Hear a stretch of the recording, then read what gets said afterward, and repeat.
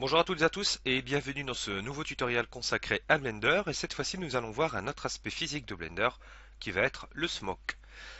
Souvenez-vous, dans la vidéo précédente si vous l'avez suivi, nous avions vu le Rigid Body Tools, le Self Fracture pour pouvoir simuler une animation avancée dans Blender et simuler des objets cassés.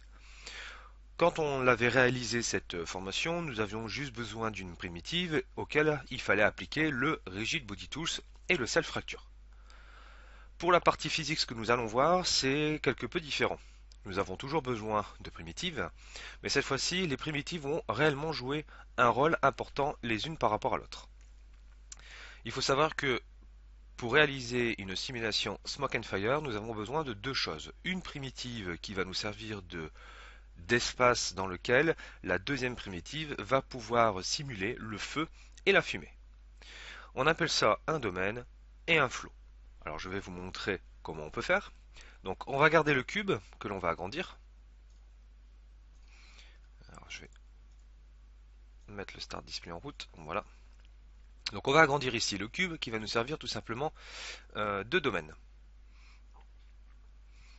Donc l'espace dans lequel notre simulation va pouvoir opérer. Donc on va agrandir un peu plus. Voilà. Et dans ce domaine, dans cet espace de simulation, nous allons ajouter une autre primitive qui va nous servir de flow, c'est-à-dire la primitive qui va nous permettre de faire émettre de la fumée et du feu. Donc on va prendre ici le monkey. Donc comme ça on voit sur une primitive plus complexe qu'une sphère ou un cube. Voilà. Donc on l'agrandit et je vais l'orienter. euh,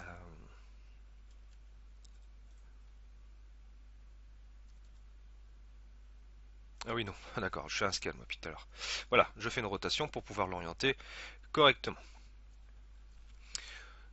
Si vous souhaitez ne pas vous embêter et que la simulation soit rapide, vous avez juste à sélectionner ici le singe. Donc bien sûr, il ne faut pas que le cube ici soit présent, il faut le supprimer.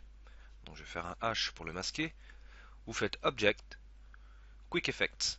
Et là vous pouvez rajouter de la fourrure rapidement, créer une explosion rapidement, créer une simulation de fumée rapidement et créer un fluide rapidement. Donc moi je ne vais pas le faire pour cette simulation, mais c'était juste pour vous montrer que vous pouvez aller beaucoup plus vite. Alors l'intérêt de faire ça, avec le Quick Effect, c'est que les textures sont directement appliquées sur les quatre simulations. Si je fais un Quick Smoke, eh bien la texture pour la fumée et le feu sont déjà toutes prêtes, et donc du coup vous n'avez plus qu'à faire la simulation. Mais le but c'est de comprendre comment les faire, c'est le plus important. Donc pour cela, on va aller maintenant dans la partie Physics, puisque nous on va partir vraiment de zéro. Donc je clique ici sur la partie Physics, je sélectionne ici mon cube, et je clique sur Smoke, que je vais définir en domaine, espace dans lequel la simulation va pouvoir opérer. Je vais sélectionner ici la tête de notre singe, je vais cliquer sur Smoke, et cette fois-ci je vais faire Flow, puisque ça va être l'objet initiateur de la simulation. Si maintenant je fais un Alt A, donc touche, combinaison de touches obligatoire pour que la simulation puisse fonctionner, et voilà, la fumée apparaît très très vite. Donc là, notre système de simulation de base est opérationnel. Maintenant, il va falloir grandement l'améliorer et apporter de la définition pour gagner en réalisme. Première chose, on va augmenter la résolution de notre animation et on va prendre du coup 64 divisions. On peut aller beaucoup plus haut que ça, mais ma machine ne le permet pas et il va falloir de la très grosse machine pour pouvoir aller au-delà des 128. Donc si je fais un Alt A, vous voyez déjà ma fumée, on a déjà tout ce côté transparent, ce côté beaucoup moins dense que tout à l'heure, mais au détriment du calcul processeur. Ce que vous avez vu là, je suis même bas à 2 fps, c'est une catastrophe, mais on va pouvoir améliorer la vitesse de la simulation tout à l'heure avec d'autres paramètres. J'ai la possibilité de modifier ici la vitesse d'élévation de notre fumée. Donc j'ai la density et j'ai la temp diff. La temp diff, c'est la différence de température entre la température globale de notre domaine et la température générée par notre simulation. Donc plus le temp diff est élevé, plus la fumée va s'élever rapidement dans notre espace. Donc je vais le mettre à 32 pour aller plus vite, je vais le mettre à 2, hop, et regardez, voilà, elle monte plus, donc du coup ça fait gros nuages, gros champignons, donc vous fumez beaucoup plus dense. Si maintenant je le cumule à density, je le mets à 2, ça va aller encore plus vite que tout à l'heure. Vous voyez, je peux vraiment gérer la vitesse de simulation. Donc la densité, ça va être la quantité de fumée qui va être libérée par notre objet. Vous voyez, on a vraiment de la grosse fumée noire qui part. Et la temp div va nous permettre de régler la vitesse d'élévation de notre fumée. J'ai la possibilité aussi de mettre du vorticity. Oui, alors là par contre, voilà. Le vorticity, qu'est-ce que ça va être? Eh bien, c'est un paramètre qui va nous permettre d'ajouter des tourbillons de fumée. Donc si je le mets à 4, ma fumée va tourner beaucoup plus sur elle-même, vous voyez, elle va être beaucoup plus cyclique et la fumée va pouvoir interagir de façon plus réaliste entre elles. Alors bien sûr, si je mets la division à 64 et que je mets le vorticity à 4, cela va grandement utiliser de la ressource machine, donc il va falloir vraiment faire avec votre ordinateur. Scale, c'est tout simplement un facteur temps, c'est-à-dire que plus mon scale est petit, plus le temps sera ralenti. Et plus mon scale sera élevé, plus mon temps sera élevé. C'est-à-dire c'est comme si je faisais un avance rapide, et donc du coup la fumée va aller excessivement vite. J'ai la possibilité aussi d'ajouter un facteur de dissolution de ma fumée, qui va être ici le dissolve, avec un facteur time qui est tout simplement un coefficient de alors comment je pourrais dire dissolve de dissolution de la fumée, de disparition de la fumée. Donc si je fais un Alt A avec un dissolve à 5, vous voyez, ma fumée va s'estomper avec le temps et dans le volume. Maintenant si je le mets à 1, là ça va être très rapide, vous voyez. Donc là on peut vraiment faire par exemple un brouillard animé, ça peut être très très intéressant. Le slow, c'est tout simplement le 1 sur t, c'est-à-dire si je coche le slow, j'ai 1/5 de mon temps qui est appliqué à la disparition de la fumée. Donc ça permet d'avoir un meilleur contrôle et un réalisme plus accru sur la disparition de la fumée émise par notre simulateur. Donc je vais le décocher. Smoke Flame, on le verra tout à l'heure, c'est tout simplement la possibilité de régler la densité de fumée générée par notre flamme. Je vous ai dit tout à l'heure, lorsqu'on avait mis notre densité à 64, qu'il était possible d'augmenter la vitesse de simulation et de gagner quelque peu en FPS, et surtout on va gagner surtout en définition de fumée. Donc souvenez-vous, quand j'avais fait un Alt A avec la division à 64, la fumée allait très lentement, avec une division qui était déjà plutôt pas mal, mais on va permettre à notre domaine de générer une fumée un peu plus rapide et surtout beaucoup plus définie. Comment on va faire? Eh bien, on va cocher la case Smoke Adaptive Domain qui va tout simplement créer un sous-domaine par rapport à notre domaine principal, mais qui sera basé sur le volume de densité de la simulation générée par la fumée. Regardez. Voilà. On a un domaine qui est dynamique et qui va s'adapter selon le volume et l'espace occupé par notre simulation. Ce qui va nous permettre de gagner un peu en fluidité et surtout de gagner en définition. Vous avez vu, notre fumée est beaucoup plus fine, beaucoup plus volumétrique, et on a quelque chose de beaucoup plus sympa que tout à l'heure. J'ai la possibilité d'accroître encore plus la résolution de ma fumée en cochant la case Smoke High Resolution. Donc là je peux créer un facteur de division, donc si je le mets à 4, ce sera 4 fois 64. Donc autant vous dire que je ne vais même pas le faire, parce que là ma machine elle va fondre sur place. Donc c'est pas la peine que je tente l'expérience. Vous, si vous avez du i5 ou du i7 avec au moins 16 Go de mémoire, vous pouvez y aller sans aucune difficulté, vous aurez un meilleur rendu que moi. Moi je suis sous un quad d'ancienne génération avec 4 Go de mémoire, donc c'est déjà un peu plus compliqué à gérer.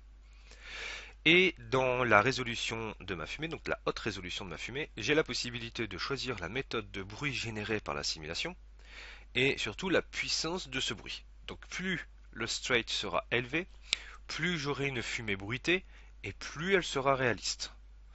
Mais bien sûr, là il va falloir de la grosse machine derrière. Donc moi je vais décocher le Smoke High Resolution pour le moment. Quoique, attendez, on va faire Alt A. On va même le mettre à 32 du coup. Voilà, on aura quand même une fumée un peu plus réaliste que tout à l'heure.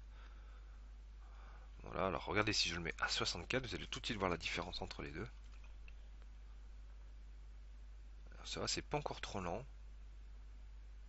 On va laisser le high resolution.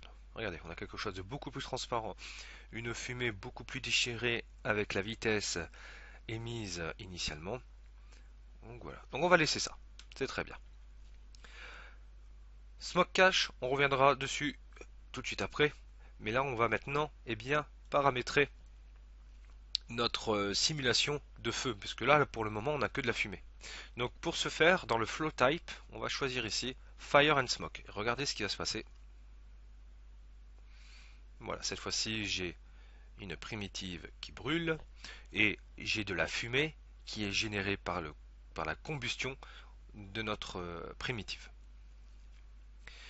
Alors, petite chose aussi qui est bien, c'est que j'ai la possibilité de réduire un peu le volume de tout ça en prenant ici Surface. Surface c'est à 1.5, c'est-à-dire c'est le rayon de notre simulation autour de notre objet. Donc 1.5, elle va être décalée de quelques unités Blender de notre primitive. Si je le mets à 1, on aura une simulation qui sera vraiment proche et collée sur notre primitive. C'est celle que je vais garder parce que c'est quelque chose de plus réaliste.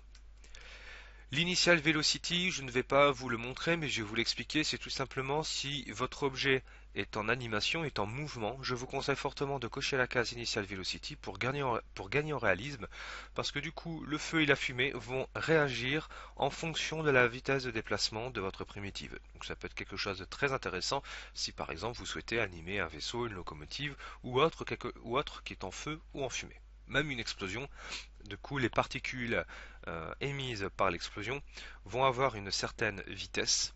Et si vous cochez l'initial velocity, la fumée et le feu, pour chacune des particules émises par l'explosion, vont avoir son propre mouvement réaliste de feu et de fumée. Bien sûr, ça va venir augmenter le temps de calcul, mais en termes de réalisme au rendu final, vous aurez quelque chose d'inégalable.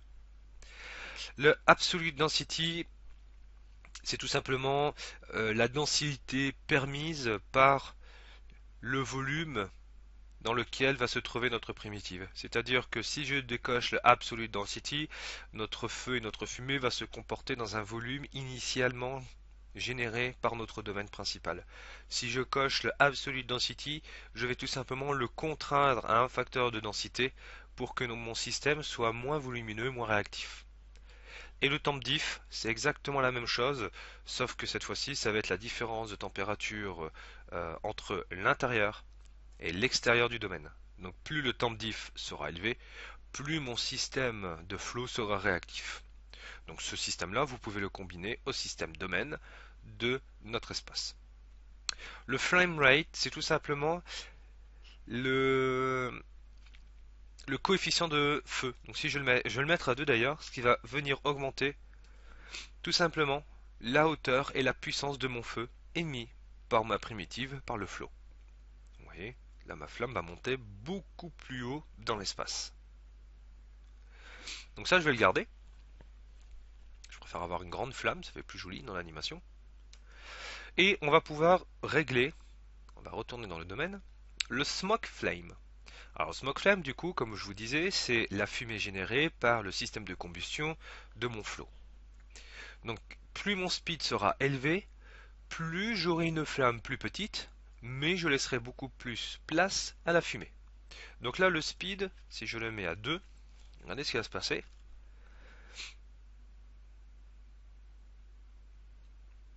J'aurai une flamme qui sera beaucoup plus petite que tout à l'heure. Bon, bien sûr, j'ai mis le flame rate à 2, donc du coup, ça va quand même pousser.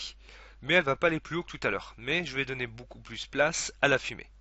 Donc, je vais le mettre à 2, parce que je trouve que la flamme, cette fois-ci, elle est beaucoup plus jolie. Regardez, elle est beaucoup plus fine, beaucoup plus effilée. Ça m'intéresse bien. Par contre, je trouve qu'il y a trop de fumée. Et dans ce cas-là, eh bien, le smoke, on va le mettre à 0.3 pour diminuer la fumée générée par la combustion de ma primitive.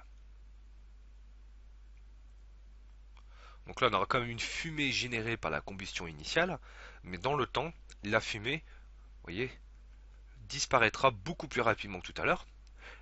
Et pour augmenter le phénomène, on va mettre le dissolve à 5.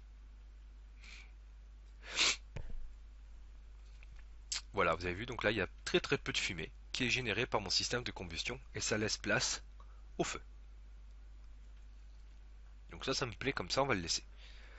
Le Vorticity, c'est exactement la même chose qu'ici, sauf que là, c'est le Vorticity du smog dans sa globalité, tandis que là, c'est les tourbillons générés par la combustion de ma primitive. Donc la fumée générée, elle aussi, va tourbillonner en plus du coefficient que vous avez ici généré par le domaine. Donc du coup, on va avoir quelque chose d'encore plus fin et d'encore plus précis que tout à l'heure.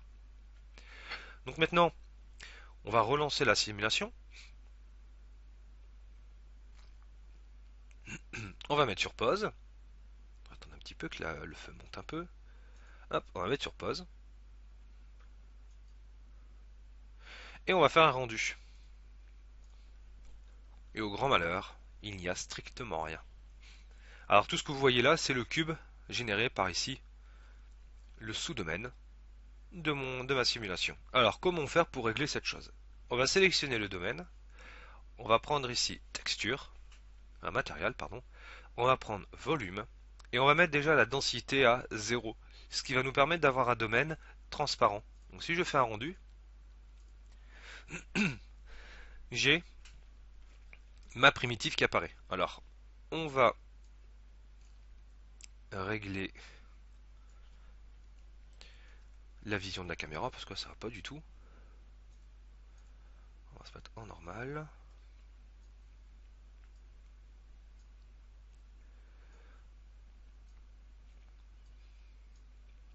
Voilà, donc maintenant si j'effectue un rendu, on voit la primitive apparaître, mais rien d'autre. Même pas la lumière, même pas la fumée, le feu, enfin bref, il n'y a rien qui va.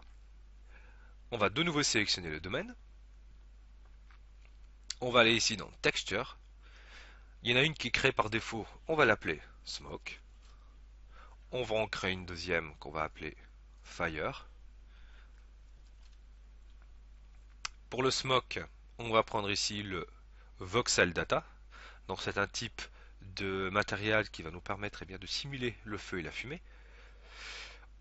On va cliquer ici sur Texture, on va le laisser comme ça. Donc ici, on prend bien Smoke.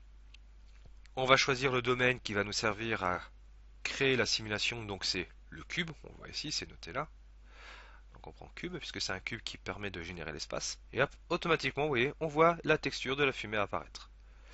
On va mettre ici densité pour lui donner de la densité dans notre rendu. Donc si je fais un rendu, voilà, cette fois-ci ça marche. J'ai de la fumée.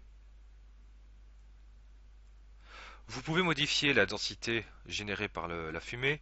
Vous prenez ici Density Scale, on va mettre à 0.2. Et je vais faire un rendu. Vous voyez tout de suite la fumée se fait beaucoup plus transparente que tout à l'heure. Donc 0.2, ça me paraît peu. On va mettre à 0.5. On va refaire un rendu. Ok, donc ça c'est un peu plus présent, c'est plus joli. On va maintenant régler la texture de feu. On va reprendre Fire, Voxel Data. Cette fois-ci, on va reprendre Cube, mais dans la source, on va prendre Flame. Voilà, et là on voit la texture de la flamme. Donc là, si je fais un rendu, pour le moment, je n'ai strictement rien. Donc il va falloir maintenant lui donner de la couleur à ce feu. Pour ce faire, on va cliquer ici déjà dans Densité pour lui donner de la consistance, de l'émission. Et la densité, je vais le mettre à 1.5 pour avoir un feu un peu plus présent. On va refaire un rendu. Voilà, là on voit le feu apparaître, mais bon, la couleur générée par le feu est vraiment pas GG. On a du rose, alors ça c'est la couleur par défaut émise par ici le RGB, mais nous on va changer ça. On va prendre ici le Color Ramp. Et le Color Ramp va nous permettre de générer des dégradés de couleurs et donc du coup d'avoir un mélange de couleurs qui va nous permettre d'avoir une couleur réaliste dans notre feu. Donc on va faire 2 fois Add pour ajouter ici des réglettes de réglage pour notre mélange de couleurs. Donc on va aller au dernier, donc le 3 qui est celui-ci. On va prendre une couleur bleutée. voilà, généré par la flamme. On va mettre un petit peu, on va mettre l'alpha à 0,3 pour que on ait une transparence au niveau du feu. Donc là, si je fais un rendu, je devrais avoir du bleuté. Voilà. Excusez-moi, un petit peu malade. Donc voilà, on a une couleur bleue de notre flamme. Donc là, c'est des choses que l'on a généralement dans les plaques à gaz. Donc je vais reprendre ici, hop, mon fire, ça veut bien, voilà. Et maintenant, au numéro 2, on va donner une couleur un peu plus sombre. Voilà. Au 2, on va lui donner une couleur dans les tons jaunes orangés. Maintenant, on va régler la quantité que l'on souhaite. On va refaire un rendu. Et voilà, vous avez vu, on a un mélange de nos trois couleurs pour le feu. Alors bien entendu, on peut lui changer les couleurs pour que ce soit un petit peu plus vif, selon ce que vous souhaitez. Voilà, donc on va refaire un rendu.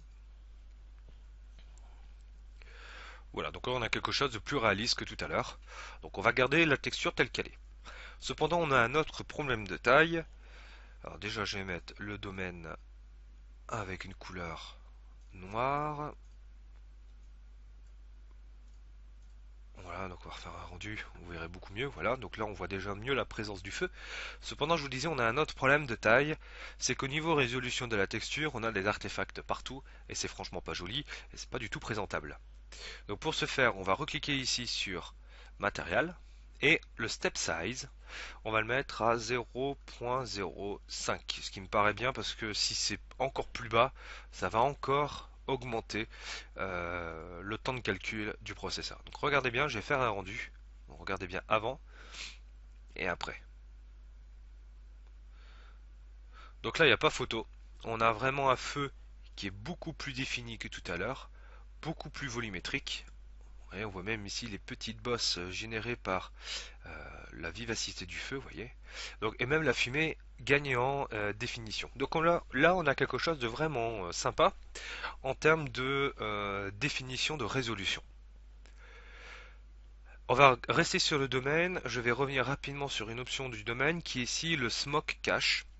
Alors le Smoke Cache, il va falloir que vous sauvegardiez bien, votre travail. Donc on va se mettre ici sur le bureau et on va sauvegarder.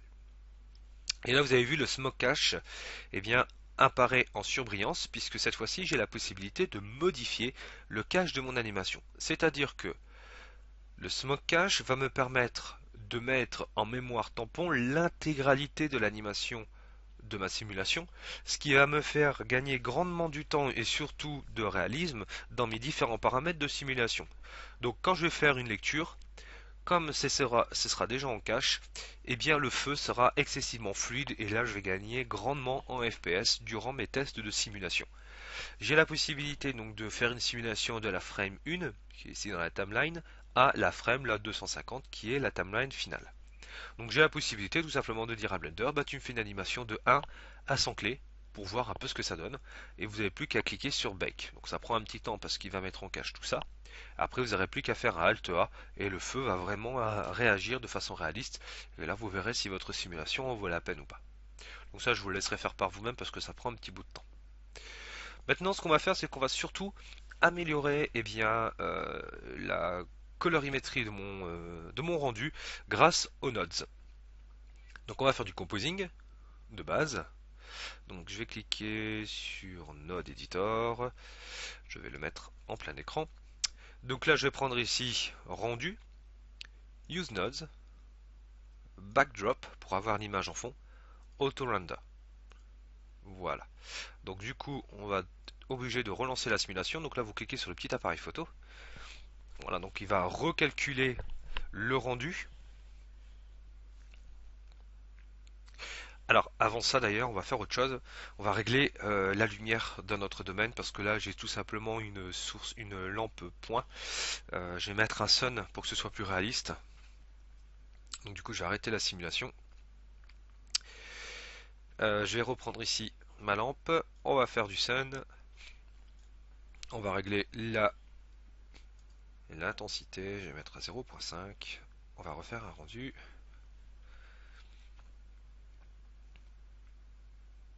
Ah, ça fait un peu trop too much. On va reprendre la lampe. On va mettre un 0.3 et je vais changer la couleur du rendu pour avoir une fumée un peu plus dans le ton de notre feu. Voilà, ça c'est mieux. Vous voyez, la fumée, elle prend un peu la couleur du feu. Voilà, donc on va le laisser comme ça.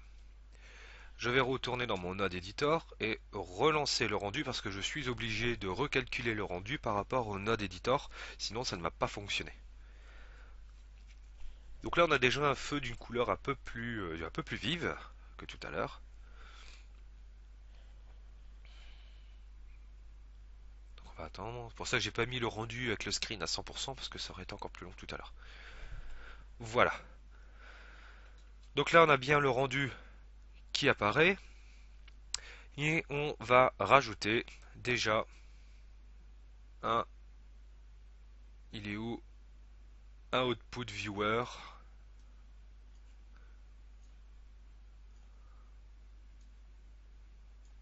Voilà, comme ça, j'ai mon rendu en fond. Alors pour ce faire, on va rajouter déjà un système de blur pour pouvoir améliorer le rendu du feu. Donc je vais me mettre ici. Touc. Et je vais mettre le viewer ici. Donc on va mettre du phase gaussian et je vais mettre 10 et 10.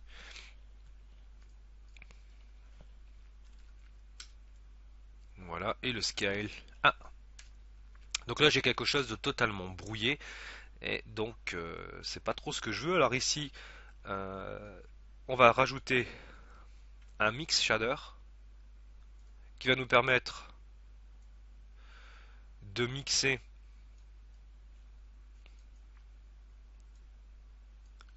eh bien, le rapport entre ce que j'ai ici et ce que j'ai là.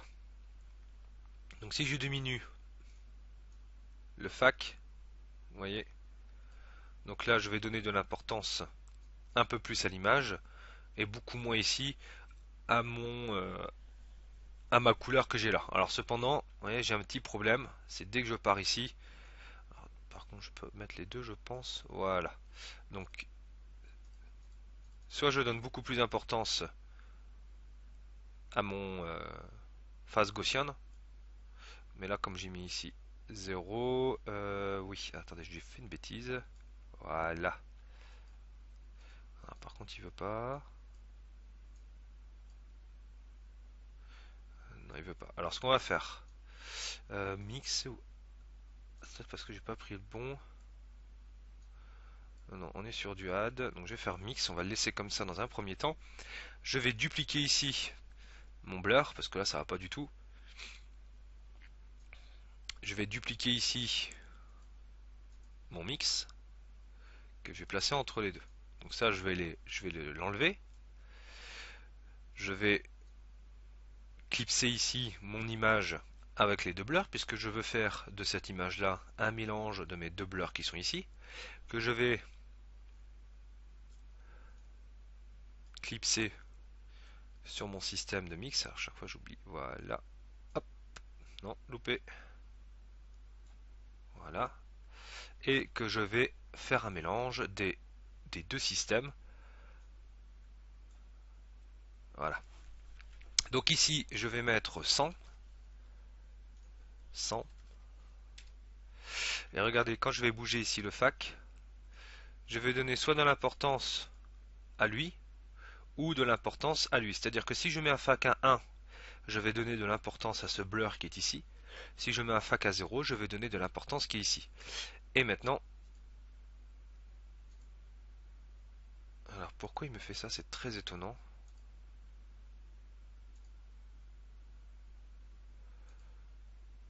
Je devrais pas avoir ça, c'est ça qui m'inquiète.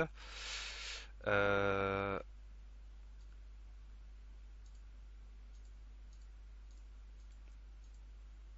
Ok, alors attendez, parce que je fais un petit réglage, il y a quelque chose qui va pas comme je veux. Donc ça par contre c'est bon. Donc là, je vais diminuer la taille de celui-ci. Je vais le mettre à 0.2, qui va diminuer voilà la luminosité globale de mon système. Je vais donner un peu plus d'importance à ce fac là et je vais le mettre, enfin ce blur là, et je vais mettre ici un 0.5. Voilà, c'est bon. Donc là mon système fonctionne. Donc là je vais le mettre à 0.3. Voilà, donc là on commence à avoir une luminosité. Ici, mon X et mon Y, je vais le mettre à 50. Je ne sais pas pourquoi ça ne fonctionnait pas tout à l'heure. Voilà. Et là, je vais soit donner plus d'importance à l'image ou plus d'importance à mon système de mélange.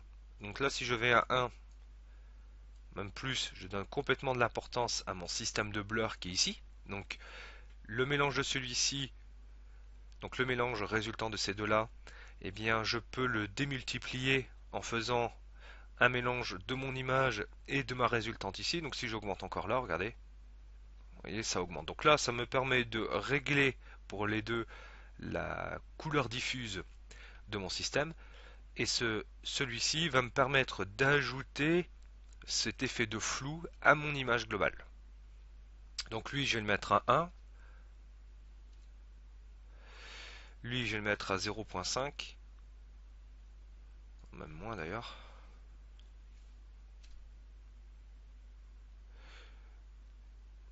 Alors, on va encore le diminuer.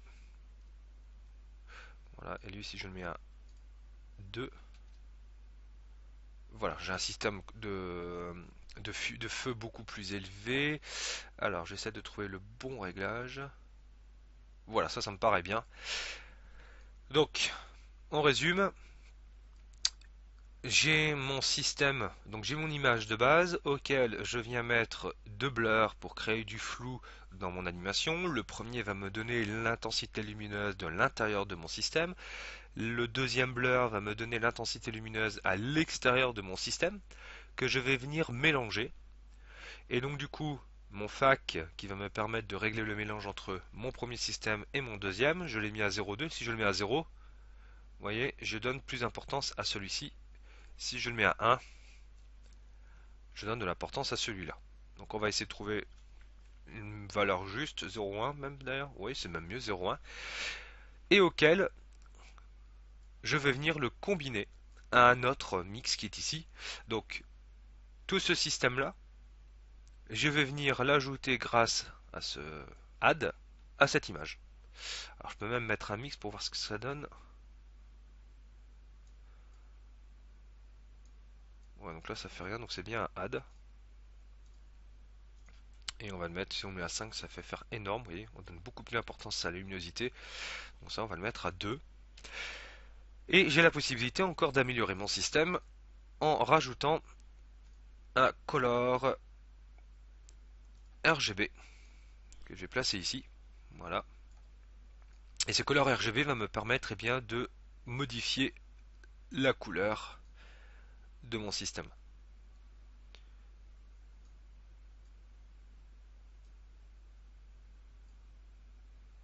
Alors, par contre là je vais mettre à 0.5 parce que du coup on voit même pas la différence.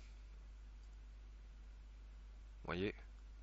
Donc selon les petits taquets que je vais bouger, je vais donner plus ou moins de luminosité ou d'ombre à ma simulation.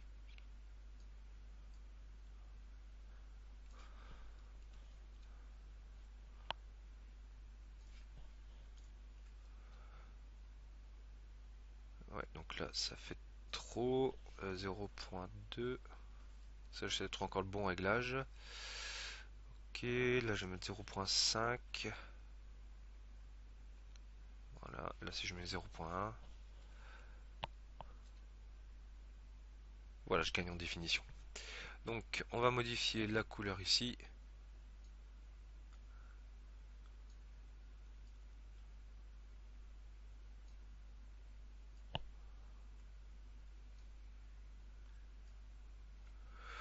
Voilà, donc maintenant il ne reste plus qu'à faire le rendu. Donc on va cliquer ici sur le petit appareil. Hop. Donc vous allez voir le rendu brut.